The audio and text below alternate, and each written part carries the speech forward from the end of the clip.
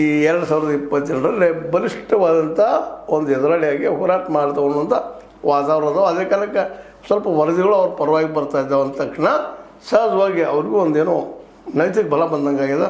ಈ ಒಂದು ಮೂಮೆಂಟಿಗೆ ಶುರು ಮಾಡಿದ್ದಾರೆ. ಈ ಮೂಮೆಂಟದಲ್ಲಿ ಎಷ್ಟು ಮಟ್ಟಿಗೆ ಯಶಸ್ವಿ ಆಗ್ತಾರೆ ನೋಡು, ಇನ್ನೂ ಟೈಮ್ ಅದ. ಬಟ್ ಆದರೂ ರಾಜಕೀಯದಲ್ಲಿ ದೊಡ್ಡ ಸಮಯ ಅಲ್ಲ. ಆದ್ರೆ ಈ ಸಲ ಮಾತ್ರ ಕಾಂಗ್ರೆಸ್ಸಿಗರನ್ನ ಇಲ್ಲಿ ಸೋಲಿಸಲೇಬೇಕು ಅನ್ನೋಂಥ ಒಂದು ಪ್ಲ್ಯಾನ್ ಮಾಡ್ಕೊಂಡಿದ್ದಾರೆ ಅಂತ ಅನ್ನಿಸ್ತದೆ. ಅದಕ್ಕಿಂತ ಕೋಆಪರೇಷನ್ BJPಯಲ್ಲಿ ಉಳಿದವ್ರು ಸಿಗಬೇಕು, ಅದಕ್ಕೆ ಸಿಗ್ತದಂತ ಭಾವಿಸುವಂಥದ್ದು. ಬಟ್ ಹೇಳ್ಕೊಳ್ಳೋಂಗೆ ಸಿಗ್ತದಂತೂ ಗ್ಯಾರಂಟಿ ಇಲ್ಲ. ಅಂದ್ರೆ ಇದರಲ್ಲಿ ಇಷ್ಟ ಏನಪ್ಪ ಅಂತಂದ್ರೆ BJP ಅಂದ್ಕೊಂಡು ಸುಲಭವಾಗಿ ಈ 2028ರಲ್ಲಿ ಗೆಲ್ತದ ಅನ್ನುವಂಥದ್ದು ಈಗಿನ ಮಟ್ಟಿಗೆ ಅನಿಸ್ತಿರ್ಬೋದು. ಬಟ್ ಅಷ್ಟು ಸುಲಭ ಇಲ್ಲ. ಯಾಕಂದರೆ ಇನ್ನೂ ಭಾಳಷ್ಟು ಕೆಲಸಗಳು ಮಾಡಬೇಕಾಗಿದೆ. BJP ಒಂದನೇದಾಗಿ ಒಂದು ಗ್ಯಾರಂಟಿ ಕೌಂಟ್ರಿನೂ ಕೂಡ ಅವರಿದ್ದಾರೆ. ಯಾಕೆ ಅವ್ರು ಗ್ಯಾರಂಟಿ ಇಟ್ಕೊಂಡು ಕೂತಿದ್ದಾರೆ, ನಾವು ಕೊಡ್ತೀವಿ ಅಂತೇಳಿ ಅದಕ್ಕೆ ಕೌಂಟರ್ ಇವರೇನು ಮಾಡೋರು, ಅಷ್ಟು ಕೊಡೋ ಜೊತೆ ಮತ್ತೆ ಕೊಡ್ಲಿಕ್ಕೆ ಸಾಧ್ಯದನ ಅನ್ನುವಂಥ ವಿಚಾರ.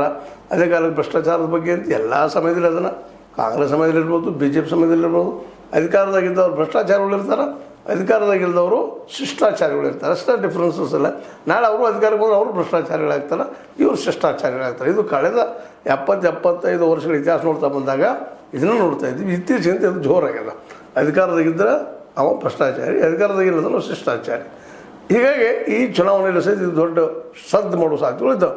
ಅದೇನೋ ಆಗಲಿ, ಒಂದನೇದಾಗಿ ಇಲ್ಲೇ ಬೊಮ್ಮಾಯಿಯವರ ಮನಸ್ಸನ್ನು ಗೆಲ್ಲುವಲು ವಿಜೇಂದ್ರ ಅವರು ಯಶಸ್ವಿ ಆದ್ರ ಅಂತೇಳಿ. ಮತ್ತು ಬೊಮ್ಮಾಯಿಯವ್ರಿಗೂ ಅನಿವಾರ್ಯದಾರ, ಹೆಲ್ಪ್ ಮಾಡಿದಾರೆ. ಹಿಂದೆ ನಮ್ಮ ಯಡಿಯೂರಪ್ಪನವ್ರ ಸಹಾಯದಿಂದ ಇವರು ಮುಖ್ಯಮಂತ್ರಿ ಆಗಿದ್ದರು ಅನ್ನೋದನ್ನು ಯಾರೂ ಮರೀಲಿಕ್ಕೆ ಆಗೋದಿಲ್ಲ. ಆ ಸಂದರ್ಭದಲ್ಲಿ ಅವರ ಬೊಮ್ಮಾಯಿಯವ್ರನ್ನ ಮಾಡಿದ್ರು ಅನ್ನೋದಕ್ಕಾಗಿ ಬೊಮ್ಮಾಯಿ ಮತ್ತು ಈ ವಿಜೇಂದ್ರ ನಡುವೆ ಒಂದು ರೀತಿ ಆತ್ಮೀಯತೆ ಇರೋದಂತೆ